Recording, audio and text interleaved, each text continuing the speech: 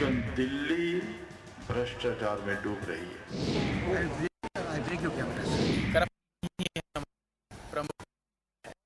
दुखी है। कांग्रेस सरकार ने निर्णय लिया ये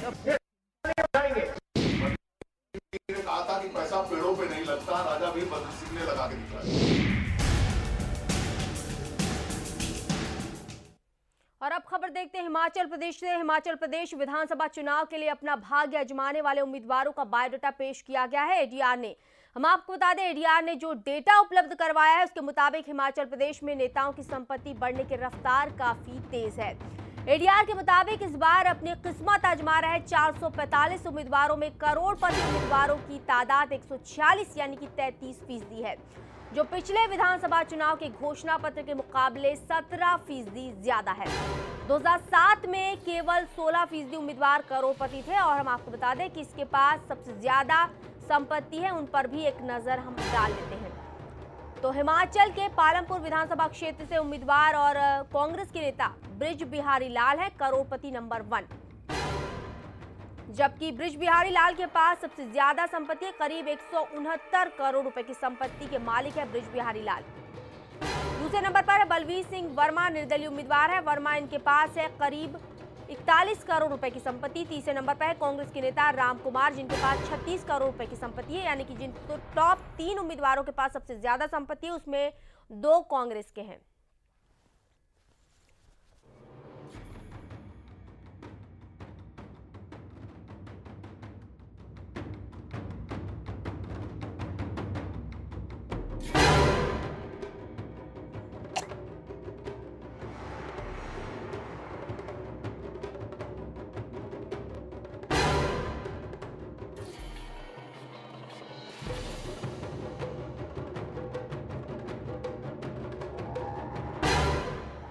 अब आइए देख लेते हैं कि कौन है हिमाचल प्रदेश का सबसे गरीब उम्मीदवार। इस पर भी एक नजर डालते हैं। सबसे गरीब उम्मीदवारों में सबसे पहले नंबर पर है ओम प्रकाश। ओम प्रकाश हिमाचल स्वाभिमान पार्टी के नेता है। उनके पास केवल 2000 रुपए प्रति की संपत्ति है। हम आपको बता दें, गरीबी के मामले में दूसरे नंबर पर उन्हीं की पार्टी के नेता रामा महेंद्र है, जिनके पास 10,000 रुपए की संपत्ति है और थोड़ा ज्यादा अमीर है। और नंबर 3 पर है समाजवादी पार्टी के शिव कुमार। शिव कुमार के पास भी 10,000 रुपए की संपत्ति है। तो हम बात करें हिमाचल के महासंग्राम की। हिमाचल के महासंग्राम में इस बार सामने है 445 उम्मीदवार और इन उम्मीदवारों के प्रोफाइल पर एक नजर डालते हैं तो पता चलता है कि कौन सी पार्टी कितनी पाक साफ है। दरअसल विधानसभा के लिए जो जंग लड़ने की तैयारी पार्टियों ने की है उसमें किसी भी पार्टी ने दबंग उम्मीदवारों से परहेज नहीं किया। सभी पार्टियों ने दागी उम्मीदवारों को मैदान में उतारा। हालांकि एडीआर ने जो आंकड़ा पेश किया है वो पिछले चुनाव के मुकाबले थोड़ा क्लीन कहा जाएगा। जरा आंकड़ों पर नजर डालिए। हिमाचल विधानसभा चुनाव 2012, इस बार मैदान में 69 दागी उम्मीदवार हैं, यानी कि कुल उम्मीदवारों का 16%। पिछले चुनाव के मुकाबले ये 2% कम है, यानी कि पिछले चुनाव में 18% उम्मीदवार दागी थे। अब पार्टी वार दागी उम्मीदवारों की संख्या पर आइए एक नजर डालते हैं। कांग्रेस की अगर बात करें तो इस बार मैदान में 68 उम्मीदवार उतारे हैं, जिसमें 24% उम्मीदवार दागी हैं, यानी कि कुल 24%। बीजेपी ने 67 उम्मीदवार मैदान में उतारे हैं, जिसमें से 7 उम्मीदवार दागी है, यानी कि 10%। बीएसपी की बात करते हैं। बीएसपी ने 13% दागी उम्मीदवार को मैदान में उतारा है और बीएसपी ने 62 उम्मीदवार मैदान में उतारे, जिसमें से 8 उम्मीदवार दागी है। अगर हम आपको बता दें, हरियाणा लोकहित पार्टी ने 19% दागी उम्मीदवारों को टिकट दिया है। मैदान में 32 उम्मीदवार है, जिसमें से 6 पर क्रिमिनल केस दर्ज है। जबकि अगर बात करते हैं एआईटीसी की 26 सीटों पर चुनाव लड़ने जा रही है, जिसमें कि 2 उम्मीदवार दागी है, यानी कि 8%। और सीपीएम पर लगता है कि दागियों के भरोसे ही चुनाव लड़ने जा रही है। सीपीएम के 63% उम्मीदवार दागी है। तो 16 सीटों पर चुनाव लड़ रही है सीपीएम, जिसमें 10 दागी उम्मीदवार है, जबकि इनेलो के 9% उम्मीदवार दागी है। 79 उम्मीदवार मैदान में, जिसमें से 9 पर क्रिमिनल केस चल रहा है।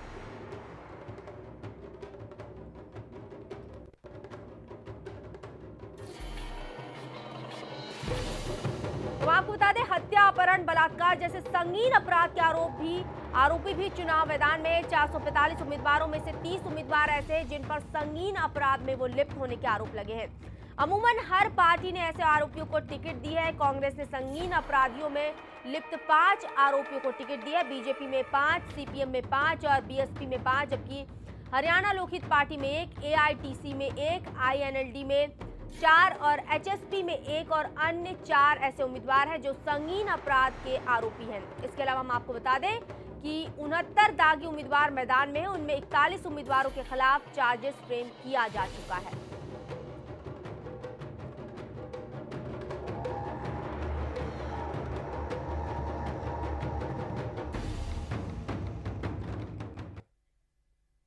हिमाचल के विधानसभा चुनाव में कांग्रेस और बीजेपी के दिग्गजों के उतरने के साथ ही अब बीएसपी ने भी ताल ठोक दी है।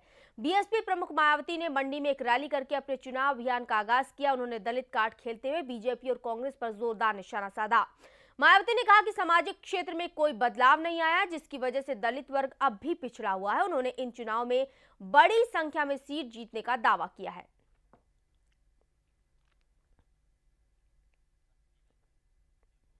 हिमाचल विधानसभा चुनाव में धर्मशाला से कांग्रेस के टिकट पर चुनावी समर में उतरे हैं सुधीर शर्मा, जिनका जन्म कांगड़ा जिले के बैजनाथ में हुआ है। हम आपको बता दें कि वो धर्मशाला को अपना घर और कांगड़ा का दिल मानते हैं। कॉलेज के समय से ही वो छात्रों के मुद्दों को लेकर काफी जागरूक रहे हैं। उनकी शुरुआती पढ़ाई शिमला में हुई, जिसके बाद उच्च शिक्षा के लिए उन्होंने चंडीगढ़ के DAV कॉलेज का रुख किया। 1990 में वो छात्र राजनीति में आए और छात्र संघ के अहम पदों पर रहते हुए छात्रों के लिए संघर्ष किया। 1998 में उन्होंने समाज सेवा शुरू कर दी और जनता की सेवा की भावना लेकर वो राजनीति में आ गए।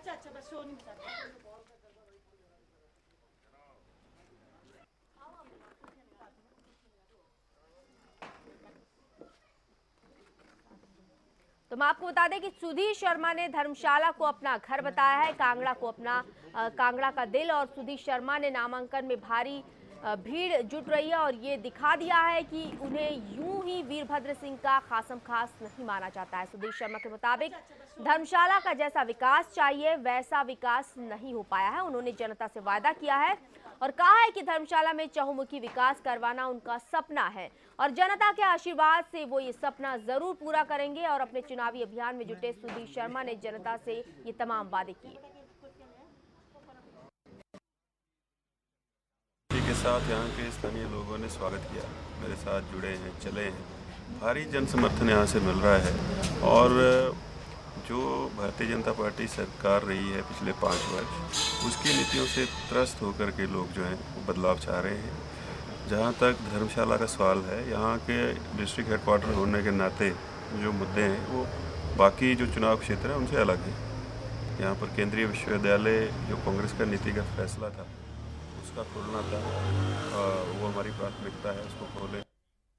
हिमाचल में 4 नवंबर को विधानसभा के चुनाव होने हैं, जिसमें बीजेपी और कांग्रेस के उम्मीदवार तो मैदान में उतरे ही हैं। हिमाचल की क्षेत्रीय पार्टी HLP को समस्त भारतीय पार्टी ने अपना पूरा समर्थन देने का ऐलान किया है। हिलोपा ने चुनाव मैदान में 68 सीटों में से तकरीबन 35 सीटों पर अपने उम्मीदवार खड़े किए। समस्त भारतीय पार्टी के राष्ट्रीय अध्यक्ष सुदेश अग्रवाल का कहना है कि बीजेपी और कांग्रेस को तो लोगों ने देख लिया, ना तो भ्रष्टाचार कम हुआ, ना ही हिमाचल का विकास हुआ। अब तो वो वक्त आ गया है जब तीसरे मोर्चे की हिमाचल को जरूरत है। और यहाँ पर रुक रहे एक और छोटे से ब्रेक के लिए, कुछ और खबरों के साथ जल्द हाजिर होंगे। बने रहिए 4 रियल न्यूज के साथ।